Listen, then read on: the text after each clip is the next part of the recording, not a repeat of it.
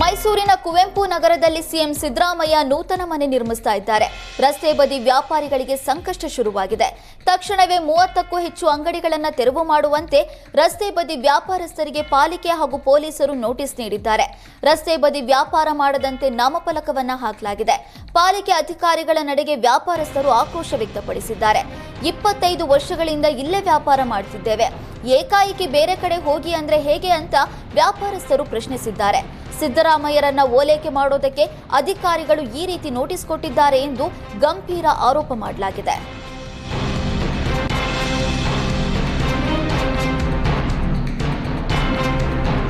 ರಾಜಕಾರಣಿಗಳು ಅಧಿಕಾರ ಕಳೆದುಕೊಳ್ಳುವ ಬಗ್ಗೆ ಬಬಲಾದಿ ಮಠದ ಸಿದ್ದು ಮುಸ್ಯ ಭವಿಷ್ಯ ನುಡಿದಿದ್ದಾರೆ. ಪ್ರತಿ ವರ್ಷ ಶಿವರಾತ್ರಿಯ 3ನೇ ದಿನಕ್ಕೆ ಬಬಲಾದಿ ಮಠ ಭವಿಷ್ಯ ನುಡಿಯಲಿದ್ದು, ಈ ಬಾರಿ ರಾಜ್ಯ ರಾಜಕಾರಣದಲ್ಲಿ ಬದಲಾವಣೆಯಾಗಲಿದೆ ಅಂತ ಹೇಳಿದ್ದಾರೆ. ಆದ್ರಿಂದ ಇಂದು ಸಿಎಂ ಬದಲಾವಣೆಯ ಸೂಚನೆಯ ಅಂತ ಭಕ್ತರು ಮಾತನಾಡ್ತಾ ಇದ್ದಾರೆ. ಆಳುವ ದೊರೆಗಳ ನಡುವೆ ಕಿತ್ತಾಟ ಹೆಚ್ಚಾಗುತ್ತೆ ಎಂದು ಭವಿಷ್ಯ ನುಡಿದಿದ್ರು. ಅಲ್ಲದೆ ಭೂಕಂಪ, ಅಗ್ನಿ ಪ್ರಳಯ ದುರಂತ ಹೆಚ್ಚಾಗುತ್ತವೆ. ಕಾಡ್ಗಿಚ್ಚು ಹೆಚ್ಚಾಗಿ ಕಾಡು ಪ್ರಾಣಿಗಳು ಕಾಡಿನಿಂದ ನಾಡಿಗೆ ಬರುತ್ತವೆ. ಹೊಸ ಕಾಯಿಲೆ ಬಗ್ಗೆ ಬಬಲಾದಿ ಮಠ ಎಚ್ಚರಿಕೆ ನೀಡಿದೆ. ಬೆಂಗಳೂರು ಅಭಿವೃದ್ಧಿ ಕುಂಠಿತ ಎಂದು ಟೀಕಿಸಿದ ಬೆನ್ನಲ್ಲೇ ಡಿಸಿಎಂ ಡಿಕೆಶಿಯನ್ನ ಉದ್ಯಮಿ ಮೋಹನ್ ದಾಸ್ ಪೈ ಭೇಟಿಯಾಗಿದ್ದಾರೆ. ಬೆಂಗಳೂರು ನಿವಾಸದಲ್ಲಿ ಭೇಟಿಯಾದ ಮೋಹನ್ ದಾಸ್ ಪೈ ಬೆಂಗಳೂರು ಅಭಿವೃದ್ಧಿ ಬಗ್ಗೆ ಚರ್ಚಿಸಿದ್ದಾರೆ. ಡಿಕೆಶಿ ಬೆಂಗಳೂರು ಹೀರೋ ಆಗಬೇಕು, ಬೆಂಗಳೂರು ಅಭಿವೃದ್ಧಿ ಆಗಬೇಕು, Bengaluru global city, science city ಆಗಬೇಕು ಅಂತ ಉದ್ಯಮಿ ಮೋಹನ್ ದಾಸ್ ಪೈ ತಿಳಿಸಿದ್ದಾರೆ. ನಾವು ಸಮಸ್ಯೆ ಬಗ್ಗೆ ಸಚಿವರ ಗಮನಕ್ಕೆ ತಂದಿದ್ದೇವೆ, ಇನ್ನು 6 ತಿಂಗಳಲ್ಲಿ ಅಭಿವೃದ್ಧಿ ಮಾಡುತ್ತೇವೆ ಅಂತ ಹೇಳಿದ್ದಾರೆ. ಸಮಸ್ಯೆ ಬಗೆಹರಿಸುವ ಭರವಸೆ ನಮಗಿದೆ ಅಂತ ಹೇಳಿದ್ರು. ಬೆಂಗಳೂರು ನಮ್ಮ ಸಿಟಿ, ಹಾಗಾಗಿ ಮಾತನಾಡಿದ್ದೇನೆ ಎಂದ ಮೋಹನ್ ದಾಸ್ ಪೈ ಹೇಳಿದ್ರು. ಶಾಸಕರ ಕೊಠಡಿಗಳಿಗೆ ಮತ್ತಷ್ಟು ಭದ್ರತೆ ಹೆಚ್ಚಿಸಲು ಸರ್ಕಾರ ನಿರ್ಧರಿಸಿದೆ. 224 ಶಾಸಕರ ಕೊಠಡಿಗಳ ಬಾಗಿಲುಗಳಿಗೆ ಸ್ಮಾರ್ಟ್ ಡೋರ್ ಲಾಕರ್ ಮಾಡಿಸುವುದಕ್ಕೆ ವಿಧಾನಸಭೆ ಸಚಿವಾಲಯ ತೀರ್ಮಾನಿಸಿದೆ.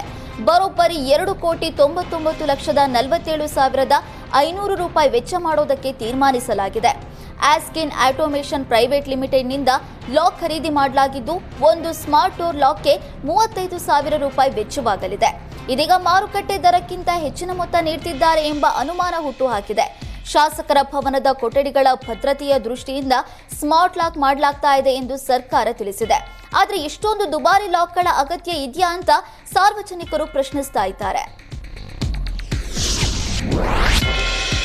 ಮಕ್ಕಳ ಭವಿಷ್ಯ ಲೆಕ್ಕಿಸದೆ ವಾಟಾಳ್ ನಾಗರಾಜ್ ಮಾರ್ಚ್ 22ಕ್ಕೆ ಕರ್ನಾಟಕ ಬಂದ್ಗೆ ಕರೆ ಕೊಟ್ಟಿದ್ದಾರೆ ಎಂದು ಖಾಸಗಿ ಶಾಲಾ ಒಕ್ಕೂಟದ ಅಧ್ಯಕ್ಷ ಲೋಕೇಶ್ ತಾಳಿಕಟ್ಟೆ ಕಿಡಿಕಾರಿದ್ದಾರೆ.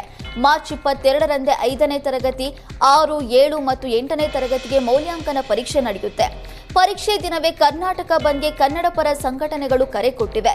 ಮತ್ತೊಂದು ಕಡೆ ಕನ್ನಡ ಪರ ಸಂಘಟನೆಗಳ ನಿರ್ಧಾರಕ್ಕೆ ಪೋಷಕ ಸಂಘಟನೆಗಳು ಅಸಮಾಧಾನ ಹೊರಹಾಕಿದ್ದಾರೆ. ಪರೀಕ್ಷೆ ಮುಗಿದ ಮೇಲೆ ಕರ್ನಾಟಕ ಬಂದ್ಗೆ ಕರೆ ಕೊಡಬಹುದಿತ್ತು, ಆದರೆ ಪರೀಕ್ಷೆ ದಿನವೇ ಕರ್ನಾಟಕ ಬಂದ್ಗೆ ಕರೆ ಕೊಟ್ಟಿರೋದು ಸರಿಯಲ್ಲ ಅಂತ ಹೇಳಿದರು.